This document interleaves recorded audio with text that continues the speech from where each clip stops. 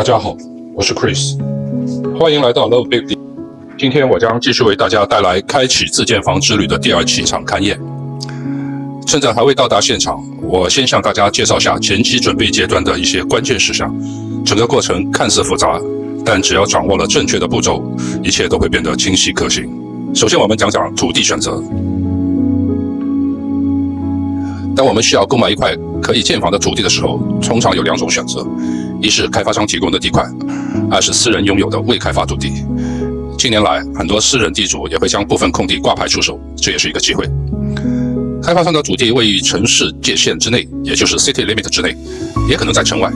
两者的主要区别在于公共配套设施。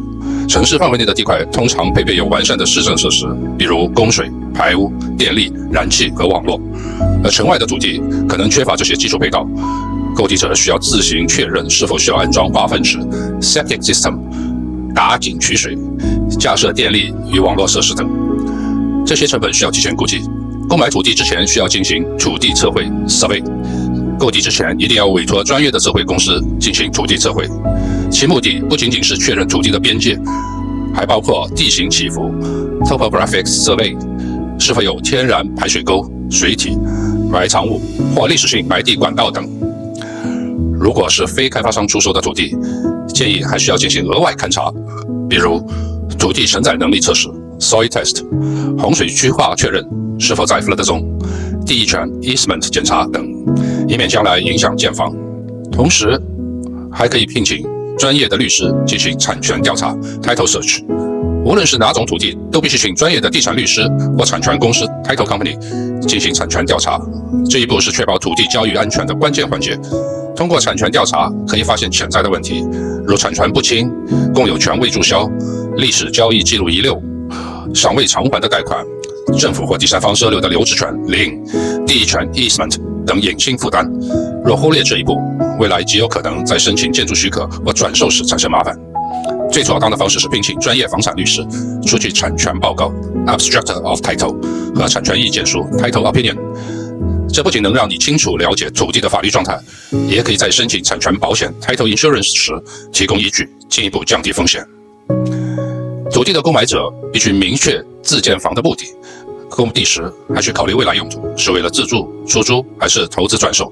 这将直接影响你对地段、学区、交通便利度、市政配套、土地大小、周边规划等因素的选择。例如，用于出租可能更看重交通便利和租金回报，而自住则更关注周边环境和学区质量。关于房屋设计，土地购买完成后，下一步是聘请建筑设计师进行设计。如果是开发商的土地，通常会有建筑风格、建筑材料、外墙颜色、屋顶坡度、建筑高度、建筑比例等限制。如果所在的小区有物业管理公司，也就是我们通常所说的 HOA， 限制会更为细致。务必要将所有的限制性文件，如开发商协议、HOA 规定、建筑控制指南等，提交给设计师，以避免重复设计或不获批准。设计师通常会分几个阶段推进，首先是概念草图 （concept design）， 然后是初步平面图 （preliminary plan）、结构设计图 （structural design）、施工图 （construction documents）。每个阶段都会与你确认。说到审批和许可，在动工之前，需向 City 或 County 申请建房许可 （building permit）。如果要安装化粪池，需另外申请 septic permit。此外，如果有 HOA， 还需要向 HOA 提交完整的设计申请。政府所要求的许可项目和流程可在官网查阅。HOA 的建筑规范通常包含在土地交易时提供的 CC&RS 里面，需要提前阅读并遵守。现在我和建商一起进行房屋定位放线。在准备开工之前，需要根据图纸在土地上进行放线，即确定房屋实际建造位置。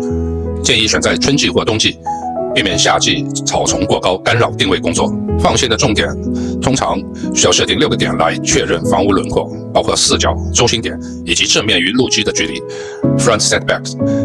这一点非常关键。这一项看似简单，却是日后验收能否通过的关键。如果小区有 HOA， 其规定必须严格遵守，通常会有明确的前院的最小深度。但是如果没有 HOA、City 或 County 的建筑规范，如 Zoning Code， 其中也会有明确的标准。若建成后低于规定距离，也就是低于 setback 的距离，将很可能被拒绝发放入住许可 （Certificate of Occupancy）。甚至被要求部分拆除重建，造成金钱和时间上的巨大浪费。因此，在放线阶段务必精确测量，并保留所有的测量记录以备查验。在勘验的过程中，还需要标记一些细节，通常会在中心点、四角点、正面距离点等用显著的标识物进行标记或者喷漆。也请拍照存档，以便审批或者在发生纠纷的时候可以拿来用。测量完毕后，我和 Chris 讨论场地清理的问题。大家看到我的场地上树木非常多，那么就需要和施工团队沟通清理计划。砍伐的树木可以考虑作为柴火出售或者粉碎处理，树根则需要彻底清除，以便基础施工。在讨论规划的时候，还需要考虑后院的设计，因为这直接关系到树木的清理量，以及围栏的安装和景观设计，包括露台和泳池设计的额外费用的成本。在自建房的时候，还需要考虑德州的气候影响。德州气候极端，夏季高温干旱，飓风季则常伴有暴雨和强风。大树虽能遮阳降温、节省能源，但若太过靠近主体，也有可能造成树枝砸穿房顶的风险。甚至大树的倒塌会直接压垮房屋。建议在清理的过程中，适量保留健康的大树，综合考虑安全与舒适性。在德州建房，地基的建造方式是非常重要的。德州东部属于黑土区 （expensive clay）， 膨胀性强，极易因沉降不均、热胀冷缩和雨水流动等因素导致地基开裂，进而影响整个建筑结构。针对这种土质特性，建议采用后张式板式地基 （post tension slab） 或加强式基础设计，例如加深梁基础、添加钢筋等等。虽然初期投入成本略高，但可显著降低未来出现结构问题的风险，长期来看性价比更高。因为一旦地基出现严重开裂，虽然可以通过房屋保险获得部分理赔，但房屋整体价值将受到影响。更重要的是，地基问题通常并非一眼可见，多数业主都是在墙体出现裂缝、门窗错位之后才察觉。届时，除了地基维修，还可能需要维修墙体、地板以及内部装修，严重影响入住和居住体验，费时费钱。因此，前期选择稳固且适配土壤条件的地基方案，是自建房质量保障的重中之重。最后再送给大家一个小贴士，在申请房屋建造许可的时候，包括市政许可和 HOA 审批过程，大多数经验丰富的建商会代为或者协助完成相关申请手续，如提交施工图、协调审批部门、跟进审查进度、补交所需材料等等。选择熟悉当地流程、与市政府机构以及 HOA 有良好沟通渠道的建商，不仅可以加快审批速度，还能避免因为资料准备不充分而反复修改、延误工期这种情况的出现。务必在和建商签约时确认他们是否提供此类服务，并在合同中列明其职责范围。